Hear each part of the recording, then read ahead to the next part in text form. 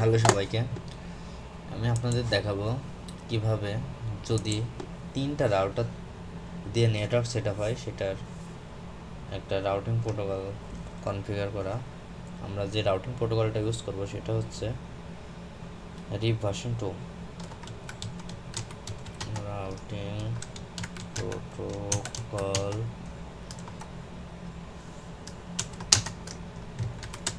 RIPv2।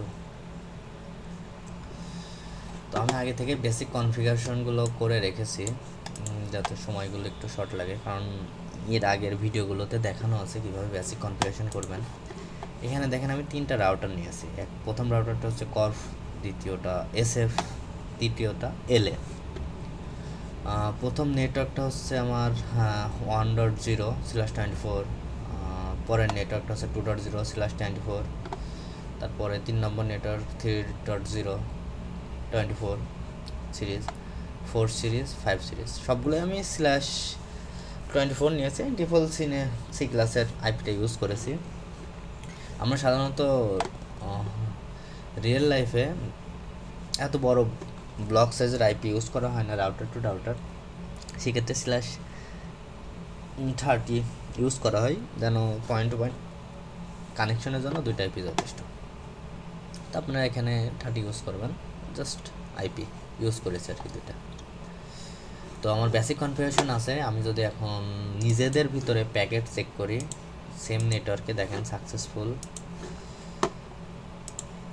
এটা থেকে এটাতেও সাকসেসফুল হবে, এটা থেকে এটাতেও সাকসেসফুল হবে, বাট ডিফারেন্স কোনো নেটওয়ার্ক থেকে কোনো নেটওয়ার্কে কোনো প্যাকেট যাবে না, দেখেন ফেল আসছে। সিমিলারলিভাবে যদি আমি এই পাশে থেকেও চেক করি, ফেল আসবে, এটা থেকে দেখলেও কি আসবে, ফেল। কেননা সব রাউটারগুলোকে সে ডিটেক্ট করতে পারতেছে না নেটওয়ার্ক, কারণ এই 1 সিরিজ 2 সিরিজকে পারবে, এর দিকে তো আর এইদিকে রাউটার ভেদ করে আসতে পারবে না। আর এরকম সিচুয়েশনের জন্য আমাদের রাউটিং প্রোটোকল ইউজ করা হয়, যেন আমার রাউটারের রাউটিং টেবিলে সকল নেটওয়ার্কের ইনফরমেশনগুলো থাকে। তো এই জন্য আমরা তো আগেই বলেছি প্রোটোকল ইউজ করব, রাউটিং প্রোটোকল যেটা, সেটা RIPv2। তো চলেন আমরা কনফিগার করি। এর আগে আমি দুইটা রাউটার নিয়ে কীভাবে কনফিগার করা দেখেছি। তো এটা দুইটা তিনটা সেম, শুধু নেটওয়ার্কের যে কয়টা আছে সেই সাইজগুলো যদি কখনো তিনটা থাকে তিনটা অ্যাড করতে হবে, দুইটা থাকলে দুইটা অ্যাড করতে হবে। চলুন যাই দেখি কি অবস্থা।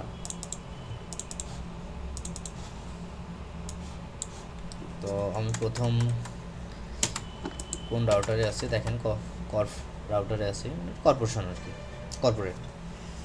তো এখান থেকে আমাকে অবশ্যই গ্লোবাল কনফিগ মোডে যেতে হবে, সেজন্য আমি কমান্ড দিতেছি কনফিগার টার্মিনাল গ্লোবাল কনফিগারসি। এখন আমরা যেটা করব, রাউটার লিখব, রাউটার কোন প্রোটোকল ইউজ করতেছি, রিপ।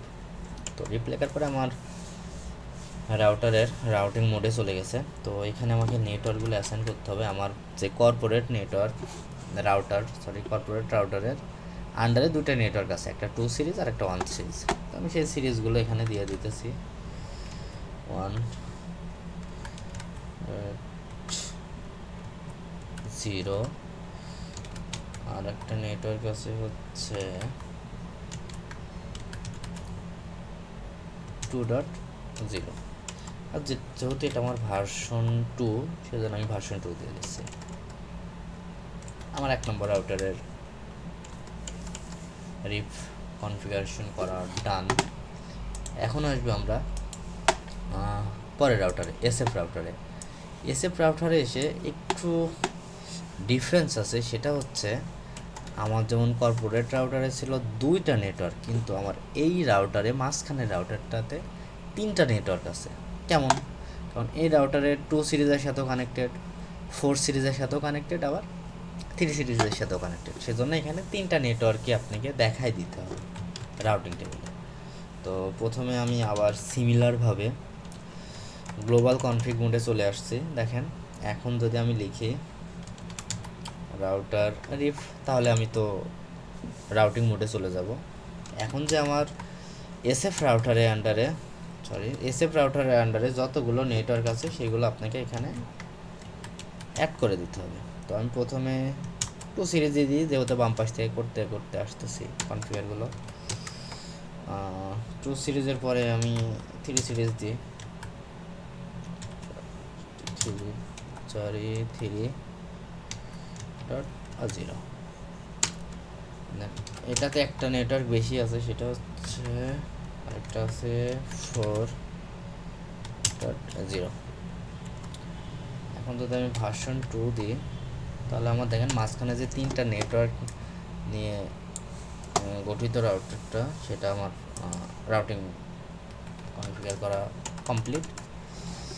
এইগুলো আমি আগের ভিডিওতেও বলি, সব সময় আমি বলি যে আপনি যদি বেসিক বিষয়গুলো ক্লিয়ার থাকেন, কাজ করা আপনার জন্য কঠিন কিছু না। আপনাকে বেসিকটা আগে ট্রাই করবেন। বেসিক ইজি লাগে বলে আপনারা অনেকেই মনে করেন যে বেসিক অনেক ইজি, বেসিক দিয়ে কিছু হবে না, আমরা অ্যাডভান্স দেখি। এই ভুলটা কখনো করবেন না। সবসময় চেষ্টা করবেন যে বেসিক ক্লিয়ার রাখা, তাহলে অ্যাডভান্সগুলো আপনার বেসিকে ক্যারি করেই যায়। সেজন্য বেসিক জানলে আপনার অ্যাডভান্সগুলো ইজি হয়ে যায়। তো এখন আমরা যাব এল এ রাউটারে।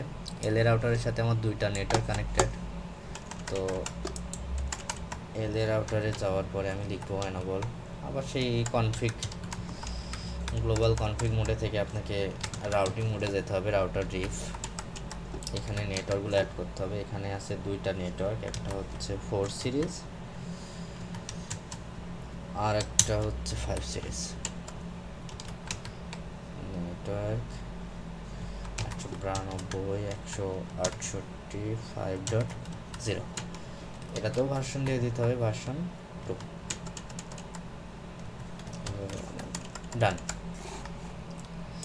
এখন দেখেন আমার তিনটা রাউটার নিয়েও আমার রাউটিং কনফিগার করা কমপ্লিট হয়েছে। এখন যদি আমি প্যাকেটগুলো সেন্ড করতে চাই, দেখেন প্রথমে বলেছি, কারণ এই ইন্টারফেসগুলো আপ হইতে একটু সময় লাগে, কিন্তু আপনার প্যাকেটগুলো যাবে। একটু ওয়েট করবেন, কয়েকবার ট্রাই করেন, দেখেন এই যে সাকসেসফুল হয়ে গেছে। কারণ এইগুলো একটু আপ হইতে সময় লাগে। দেখেন আমার এই পাশে থেকে 1 নম্বর নেটওয়ার্ক থেকে 5 নম্বর নেটওয়ার্কেও চলে গেছে।